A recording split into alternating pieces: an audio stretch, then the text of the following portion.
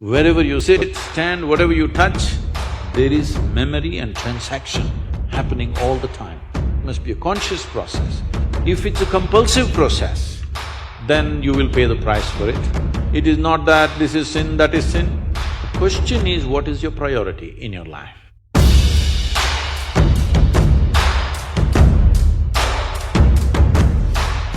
Sadhguru, how can a person stay committed to someone in a relationship?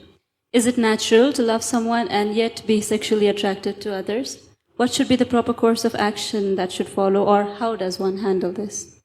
See, there is a psychological integrity, there is emotional integrity, but there is a biological integrity also. Integrity does not mean morality. Integrity means you create a situation where it works best for you. So when we say integrity, suppose I say, there is a certain integrity to my body, this means it's strong and resistant to a whole lot of things, isn't it? It doesn't mean I'm morally stuck in something. So I'm talking about… I want you to understand the word integrity in that context. We're talking about integrity in terms of strength of this life. So if that is the thing, is it true? Do you remember how your great-great-great-great-great-grandmother 10 generations ago looked like? Do you remember? No. But her nose is sitting on your face.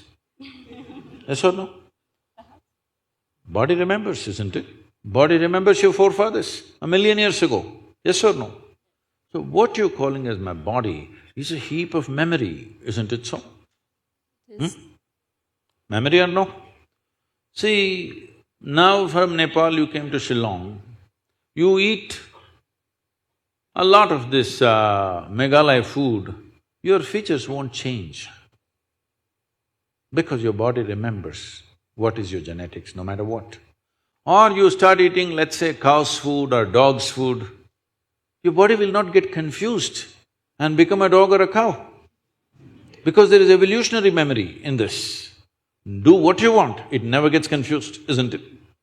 You start thinking I'm a dog and start barking like one, still the body won't change. Yes or no? Mentally you can, but body has such a deep-rooted memory. So this entire body, what you have, is essentially a certain integrity of memory. If that loses that memory integrity, then you will see it will become vulnerable to so many things. Now, the nature of the body is such that anything that you touch with a certain level of involvement will naturally absorb that memory. Not mentally, physically it'll absorb that memory. Traditionally in this culture we call this Ronnanbanda. You heard of such a word? Ronnanbanda. What this means is physical memory that you gather. Why people… you will see this with people, let's say in their home, they will go and sit in one place. This will usually the older people you will see, they want to go and sit in the same place. They won't sit in another place. Have you noticed this? Even your dog, he comes, if he wants to sit here, he'll smell this, he'll smell that, he'll smell that, he'll smell that. And after much searching, he will settle down in that particular place. Next time you chase him somewhere, he comes, he goes and sits in the same place. Because there is memory. Today there is forensic equipment where you're sitting here right now, you went away.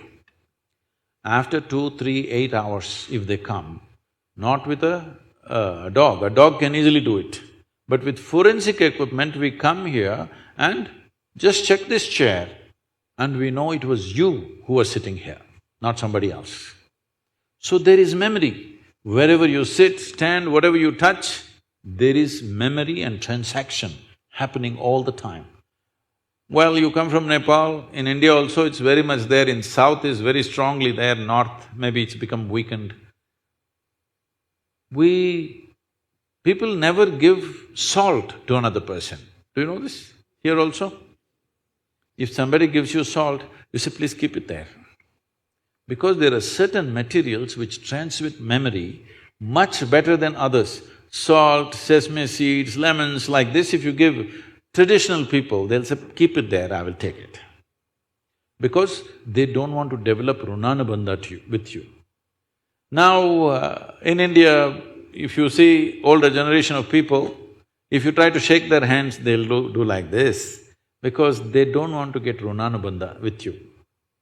Because the idea is to keep the integrity of your body's memory in such a way that it doesn't become vulnerable to other things, that you become a very integrated life. If you want to nurture yourself to be a certain possibility, then you have to maintain the memory integrity. This is what Ronnanbanda means. You keep your physical memory to the minimal. A sexual interaction is something where a huge amount of memory is taken from one to the other. So, always, not in this society, everywhere else, forever people saw the advantage of keeping that memory to the minimal.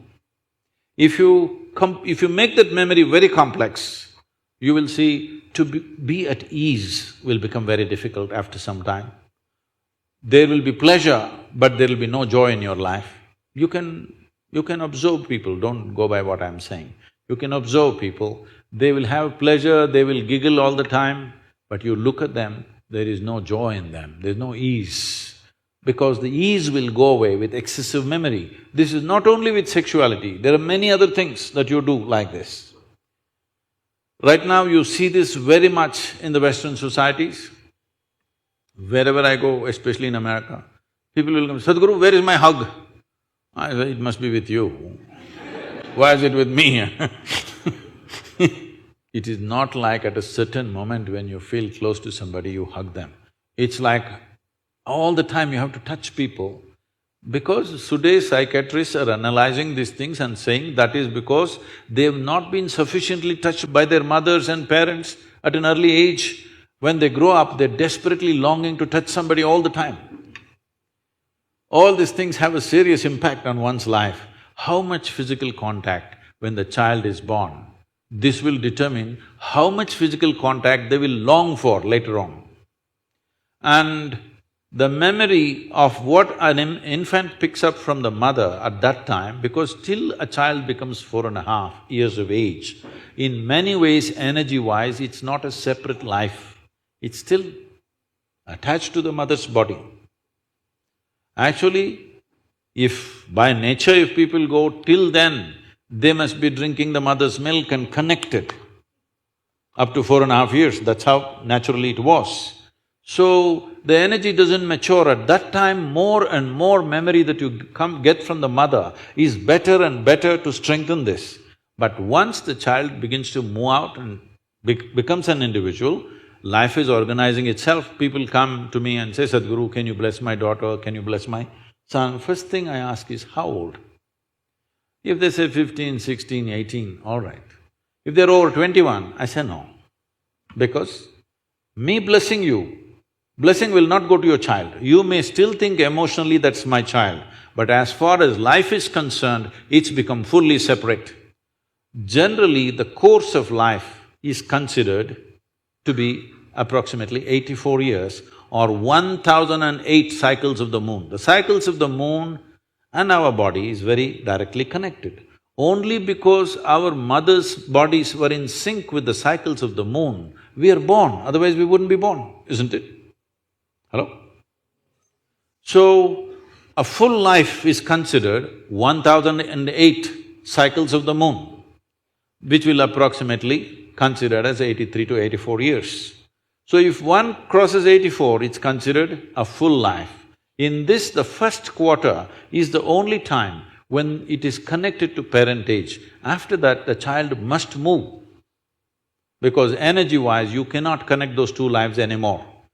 So that is when the longing, if you have not created enough integrity within yourself, the longing for another body multiplies. Even though the hormonal phase may be higher between 15 to 20, the longing to bind and bond with somebody increases after 21 years of age, because unknowingly you're like a satellite who fell off the main mother. You come off the motherboard. Now you want to attach to something unless you find some integrity. This is why between 12 and 18, one must do lot of sadhana to strengthen the body so that You don't desperately bind yourself to something or somebody. You must consciously, if you wish to take a partner, it must be a conscious process. If it's a compulsive process, then you will pay the price for it. This is not a question of morality. It is not that this is sin, that is sin. The question is, what is your priority in your life? If your priority is to make this life rise to a higher possibility, then you must be conscious. If you want to somehow live and go, it's okay.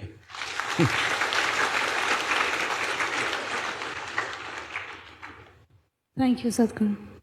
I'm sorry if I discouraged… You just answered my question, Sadhguru. Thank you so much for that.